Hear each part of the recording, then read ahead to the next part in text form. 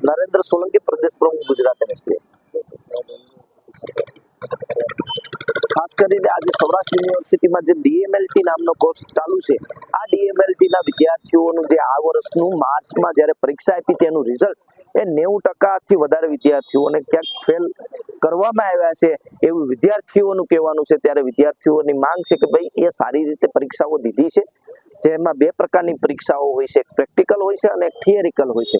જ્યારે પ્રેક્ટિકલમાં મેજોરિટી વિદ્યાર્થીઓ પાસ છે અને થિયરીમાં મેજોરિટી વિદ્યાર્થીઓ ફેલ છે, તો કઈ રીતના શક્ય હોઈ શકે એવું વિદ્યાર્થીઓને આશંકા છે કે પોતાના પેપરો ક્યાંક સારી રીતે ચેક અધ્યાપકો દ્વારા કરવામાં નથી આવ્યા। ત્યારે વિદ્યાર્થીઓની માંગ છે કે ભાઈ અમારા પેપર ફરીથી ચેક કરવામાં આવે અને જે ગ્રેસિંગ સિસ્ટમ છે એનો જો ક્યાંય નીતિ નિયમથી લાભ આ વિદ્યાર્થીઓને મળતો હોય તો યુનિવર્સિટી દ્વારા આપવામાં આવે અને વિદ્યાર્થીઓને ન્યાય આપવામાં આવે એવી માંગ સાથે આજે NSA કુલપતિશ્રીને રજૂઆત કરવા આવ્યું છે।